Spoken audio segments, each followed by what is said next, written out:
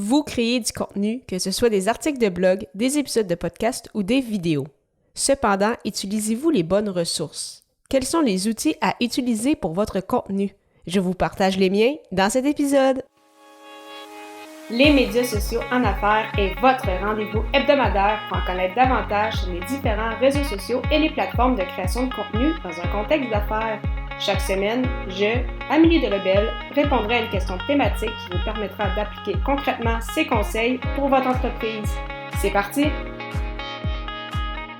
Bonjour et j'espère que vous allez bien. Bienvenue sur cette 25e émission des médias sociaux en affaires. Merci encore une fois pour votre confiance depuis les derniers mois.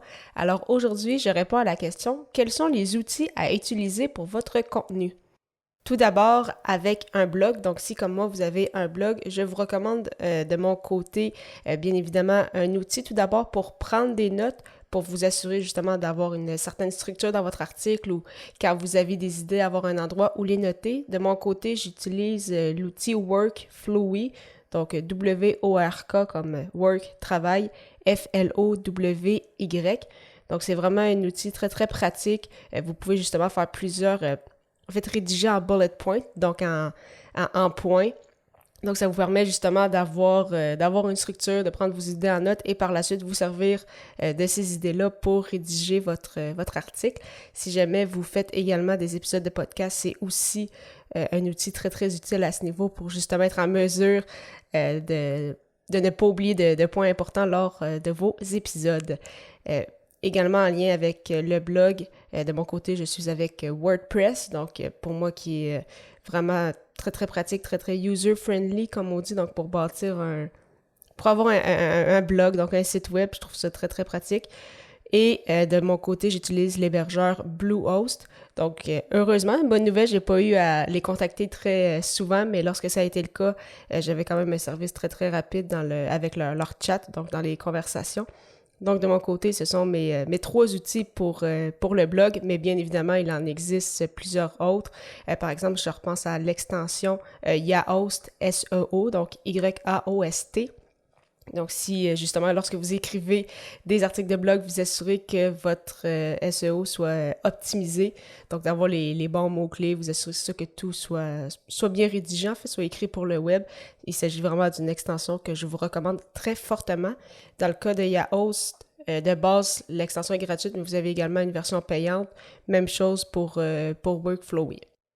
Deuxième point, si vous faites du podcast, donc comme vous le savez, j'en ai 2. Donc bien sûr, ici, les médias sociaux en affaires, ainsi que mon premier podcast, Athlète Entrepreneur. De mon côté, j'utilise l'hébergeur Blubrry, que j'en ai quand même parlé à quelques reprises. Pour planifier mes entrevues avec mon podcast Athlète Entrepreneur, j'utilise Calendly. Donc, C-A-L-E-N-D-L-Y, donc très, très utile pour planifier des entrevues.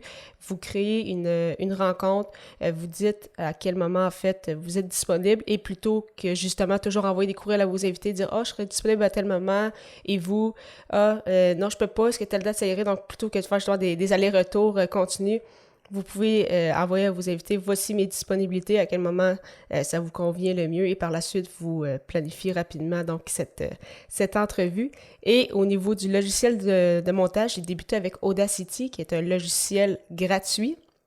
Mais depuis les derniers mois, en fait, depuis bientôt 1 an, j'utilise Adobe Audition. Donc oui, un logiciel payant, mais un logiciel tellement plus complet, plusieurs fonctionnalités. Donc c'est vraiment un très gros outil.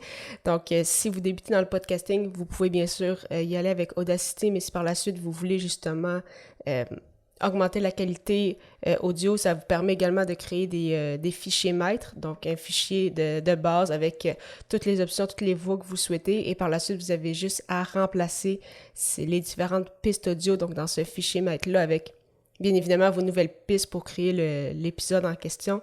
Donc vraiment de mon côté, je vous recommande Adobe Audition si vous avez un petit budget à ce niveau. Finalement, 3e point, plus en lien avec les réseaux sociaux. Donc, on le sait, créer du contenu, c'est très intéressant, c'est le fun, ça nous permet de faire découvrir notre entreprise, mais il faut bien sûr diffuser. Et oui, on peut le faire manuellement, mais parfois, ça peut être un peu long ou on a peut-être des activités. Donc, pour s'assurer de toujours partager du contenu, il existe bien sûr différentes plateformes. Donc, pour justement planifier et publier du contenu. Si vous êtes avec Facebook et Instagram, principalement, je vous recommande Creator Studio. Donc, le Creator Studio qui est l'outil, en fait, de Facebook, donc un logiciel, une plateforme gratuite. Donc, vous avez simplement à vous connecter avec votre compte personnel Facebook pour justement planifier vos différentes publications. Sinon, il existe plusieurs autres outils comme HotSuite, Publer, CoSchedule et Buffer, pour ne nommer que ceux-ci. De mon côté, j'aime beaucoup Buffer, mais vraiment, il n'y a pas de bonne ou de mauvaise réponse. Si vous voulez en essayer, chacune de ces plateformes ont une version gratuite. Actuellement, la version la plus intéressante est bien sûr Buffer. Et si vous voulez par la suite mettre en fait toutes vos plateformes de réseaux sociaux, que ce soit Facebook, Instagram, Pinterest, LinkedIn, vous le pouvez avec Buffer. Donc vraiment un outil très très intéressant. Donc en résumé, quels sont les outils que j'utilise pour mon contenu en lien avec mon blog? Je vous ai parlé de WordPress, de l'hébergeur Bluehost ainsi que de Workflowy, que je vous recommande d'essayer pour la prise de notes, que ce soit pour votre podcast ou votre blog. Au niveau du podcast, j'utilise l'hébergeur Blueberry, Calendly pour la prise de rendez-vous pour mes entrevues, ainsi que le logiciel Adobe Audition. Mais si vous commencez, vous pouvez tout de même commencer avec Audacity, qui est un logiciel gratuit. Et au niveau des réseaux sociaux, j'aime beaucoup utiliser le Creator Studio pour Facebook et Instagram. Et si jamais je dois partager sur d'autres plateformes, j'apprécie grandement Buffer. Si vous avez aimé cet épisode, j'apprécierais beaucoup si vous me laissiez un commentaire sur votre plateforme d'écoute préférée en m'indiquant l'outil que vous utilisez pour votre création de contenu, votre outil préféré. C'est toujours très agréable de vous lire. La semaine prochaine, je répondrai à la question « Qu'est-ce que le podcasting peut vous apporter ?» Ne manquez pas ça!